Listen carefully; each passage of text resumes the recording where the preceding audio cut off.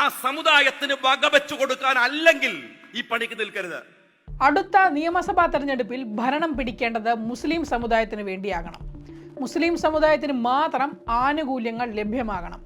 മലയാളിയുടെ മതേതര മൂല്യങ്ങളെ പരമപുച്ഛത്തോടെ പരിഹസിച്ചുകൊണ്ട് വർഗീയത നിറഞ്ഞു തുളുമ്പുന്ന ഈ ജൽപ്പനം നടത്തിയിരിക്കുന്നത് മുസ്ലിം ലീഗ് നേതാവായ KM ഷാജിയാണ്. ഞാൻ ചോദിക്കട്ടെ, ഭരണം വേണമല്ലോ, ഭരണം തിരിച്ചു പിടിക്കാൻ കഴിയും, ഒരു സംശയക്കാര്യത്തിലില്ല. പക്ഷെ ഒരു കാര്യം നിങ്ങൾ ഓർത്തോ, ഭരിക്കുന്നത് MLA-മാരുടെയും മന്ത്രിമാരുടെയും എണ്ണം കൂട്ടാൻ മാത്രമായിരിക്കില്ല. അർഹിക്കുന്ന അവജ്ഞയോടെ മലയാളി ഈ വർഗീയ പരാമർശത്തെ പുച്ഛിച്ചു തള്ളുമെങ്കിലും മലയാളികളുടെ മനസ്സിലേക്ക് വർഗീയ വിഷം കുത്തിനിറക്കാൻ ശ്രമിക്കുന്ന ജമാഅത്തെ ഇസ്ലാമിയുടെ ബാധയേറ്റ ലീഗിന്റെ KM ഷാജിയുടെ പ്രസംഗം ഒരു ഓർമ്മപ്പെടുത്തലാണ്. ആ സമുദായത്തിന് വകവെച്ചു കൊടുക്കാൻ അല്ലെങ്കിൽ ഈ പണിക്ക് നിൽക്കരുത്. തദ്ദേശ തെരഞ്ഞെടുപ്പും നിയമസഭാ തെരഞ്ഞെടുപ്പും അടുത്തിരിക്കുന്ന സമയത്താണ് നാടിന്റെ വികസനം പറയാതെ ജനങ്ങൾക്ക് വേണ്ടി സംസാരിക്കാതെ KM ഷാജി പച്ചയ്ക്ക് വർഗീയത പറഞ്ഞിരിക്കുന്നത്. സംഘപരിവാർ അജണ്ടയെ സഹായിക്കുന്ന ഈ വർഗീയ പരാമർശത്തിലൂടെ എന്ത് സന്ദേശം നൽകാനാണ് KM ഷാജി ഉദ്ദേശിച്ചത്? സ്വതവേ മൃതപ്രായത്തിലായിരിക്കുകയാണ് ലീഗ്. യുവ നേതാക്കളുടെ അഴിമതിയും ഫണ്ട് വെട്ടിപ്പും കാരണം പൊതുജനത്തിന് മുൻപിൽ തലയുയർത്താൻ സാധിക്കാത്ത അവസ്ഥയിലാണ് നിലവിൽ ലീഗ് ഉള്ളത്.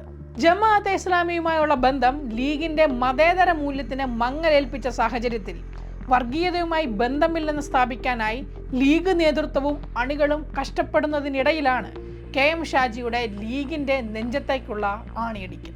നഷ്ടപ്പെട്ടു പോയ 9.5 കൊല്ലത്തിന്റെ ആനുകൂല്യങ്ങൾ തിരിച്ചു പിടിച്ച് 9.5 കൊല്ലമായി അധികാരം ഇല്ലാതിരുന്നതിനാൽ കട്ടുമുടിക്കാൻ സാധിക്കാതിരുന്നതിന്റെ ഫ്രസ്ട്രേഷനും KM ഷാജിയുടെ പ്രസംഗത്തിൽ പ്രതിഫലിച്ചിട്ടുണ്ടായിരുന്നു.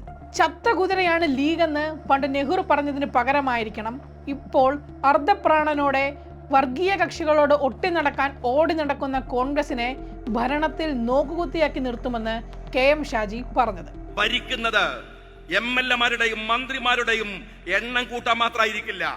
2 ദിവസം മുൻപ് കുഞ്ഞാലിക്കുട്ടി പറഞ്ഞ ലീഗിന്റെ സടകുടഞ്ഞെഴുന്നേൽക്കേണ്ട ഭാഗമാണോ ഇനി KM ഷാജിയുടെ ഇപ്പോഴത്തെ പരാമർശം?